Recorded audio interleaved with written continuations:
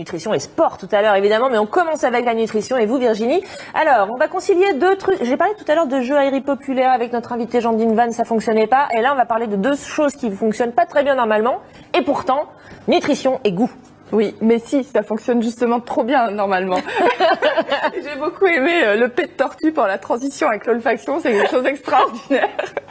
Alors, je ne sais pas si tout le monde est au courant, mais la semaine prochaine, c'est la semaine du goût. La semaine du goût, on en entend parler depuis pas mal d'années maintenant. Hein, ça fait plusieurs. C'est quelque chose qui revient tous les ans au mois d'octobre, qui est très plébiscité dans les écoles par les producteurs, et c'est super. Et moi, je voudrais juste qu'on utilise le prétexte de la semaine du goût pour se dire oui, c'est bien si certains des enfants en parlent à l'école, parce que c'est pas vrai non plus pour tous les enfants. Mais qu'est-ce que nous on pourrait faire pour stimuler et éveiller un petit peu nos goûts, nos papilles, et pourquoi c'est intéressant de le faire? Et la question que j'ai envie de vous poser, c'est pourquoi on a une olfaction, un goût, à quoi ça nous sert? Enfin, pourquoi on... Parce que c'est bon. Enfin, ça nous sert, je sais pas, est-ce que ça nous sert à nous équilibrer, par exemple? Est-ce que on ressent... Philosophique, là. Mais... Je vous écoute. Non, mais c'est vrai. Peut-être que notre corps nous guide vers quelque chose dont on a besoin. Exactement. En fait, si on a un nez et un palais, c'est aussi pour être dirigé vers ce qui sera bon pour nous et d'éviter ce qui sera mauvais pour nous. Donc, quelque chose qui aura une odeur infâme ou une odeur de pourriture, c'est censé nous écœurer pour pas que je m'empoisonne. Je vous demande pardon, le fromage, c'est très bon et ça sent pas forcément terrible.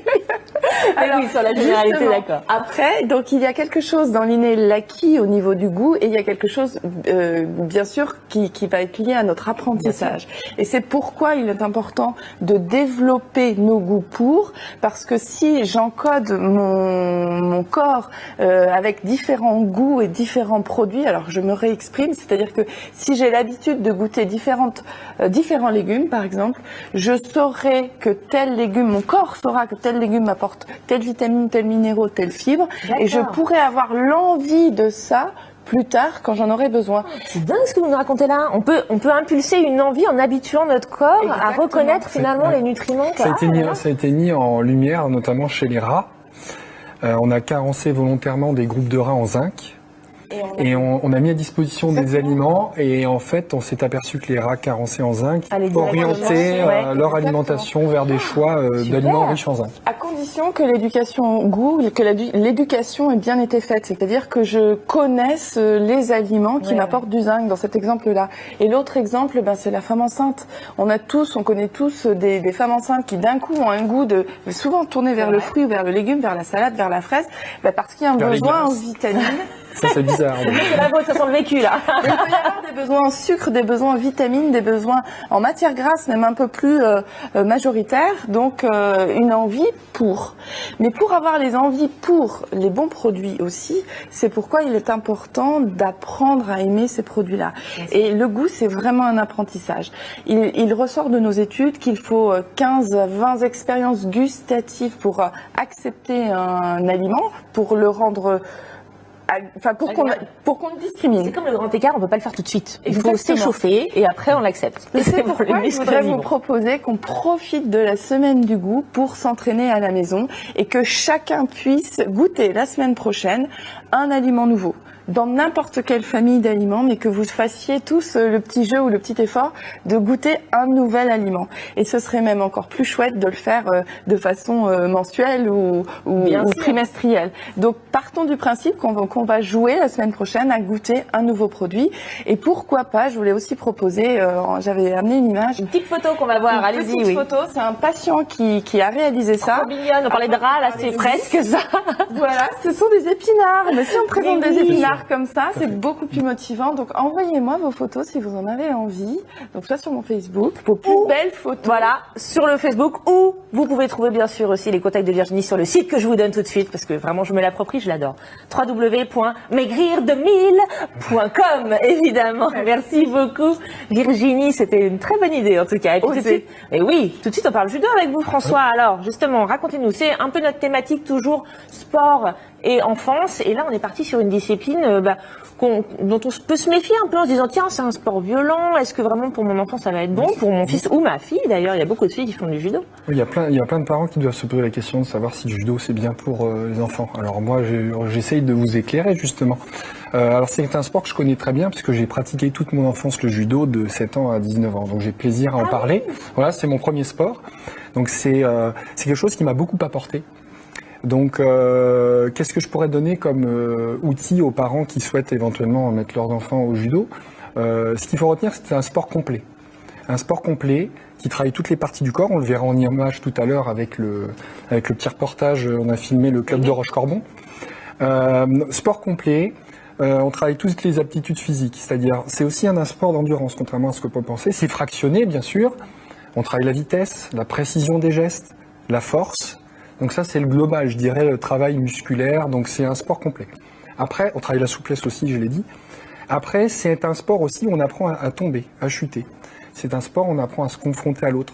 Et dans les règles. Et dans les règles, c'est ça. Dans beaucoup de respect. Voilà. Beaucoup apporté. Je suppose qu'il y avait aussi toutes les valeurs que ça peut véhiculer. Alors comme dans tous les sports, et c'est aussi pour ça qu'on parle des sports, on a parlé du rugby avec certaines valeurs, du triathlon, etc. Au judo aussi, il y a un certain nombre de valeurs qui sont intéressantes. Il le précisera le professeur de Rochecorbon tout à l'heure. Ce que je voulais dire aussi, c'est que si on a deux types d'enfants, ça peut correspondre à deux types d'enfants, le judo. Les enfants un peu dissipés. Là, on a les règles. On se défoule, mais il y a les règles à respecter, ça cadre. Il y a les rituels, on rentre sur le tapis, on fait son salut, etc. Et puis, ça peut convenir aux enfants aussi qui sont un petit peu en retrait, qui ont peur de l'autre, peur de se confronter, qui sont un peu malmenés en récréation, par exemple, etc. Là, justement, il y a des situations, il va être obligé de se confronter un peu à l'autre, et c'est en répétant qu'il va prendre confiance en lui et pouvoir, à un moment donné, s'imposer. Et oui, on y revient, la pratique, justement. On le regarde, ce reportage? Allez, on le découvre ensemble.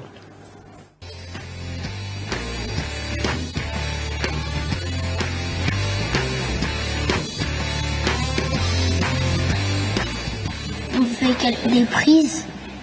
Faut essayer de ne pas tomber sur la tête, déjà, parce que là, ça fait très mal. J'ai bien aimé parce que j'ai déjà appris des chutes et j'ai appris à tomber un peu. Et puis on fait des jeux aussi rigolos que j'aime bien.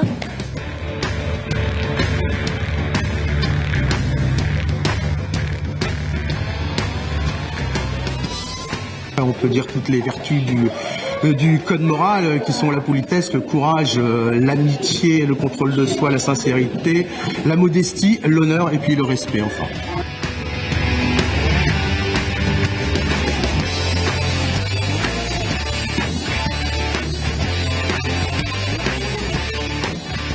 On a choisi le judo pour Clément, c'est que c'est un sport qui est exigeant en termes de discipline et on trouvait que c'était plutôt pas mal pour lui parce que quand il était petit, il était un peu speed.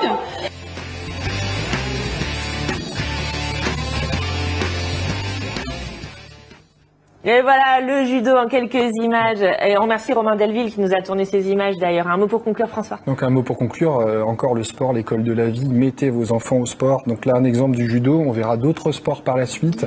Ce que j'ai oublié de préciser les autres fois, mais qui pour moi est très important, quand vous mettez votre enfant dans un sport, essayez de faire en sorte qu'il dure un certain nombre d'années pour avoir des compétences, améliorer ses compétences dans le sport pratiqué. Et pas le zapper judo d'année en année, comme ça, changer de discipline. Exactement. Bon, on retient rien. Donc le judo, très intéressant. On est habillés tous de la même manière. On est reconnu par ses compétences. C'est la couleur de la ceinture. Et on peut aussi être compétent dans le combat, l'adversité, etc. Mais tout ça dans le respect, les règles et le rituel. Et voilà. Et merci beaucoup François. Vous retrouvez François bien sûr sur le site que je vous donne aussi, www.healthcoach.fr. Merci à tous les deux d'avoir été avec nous aujourd'hui. Allez, restez avec nous vous, puisque juste après la pub, on va se retrouver avec notre groupe de la semaine et c'est le trio Anastasor. Alors à tout de suite.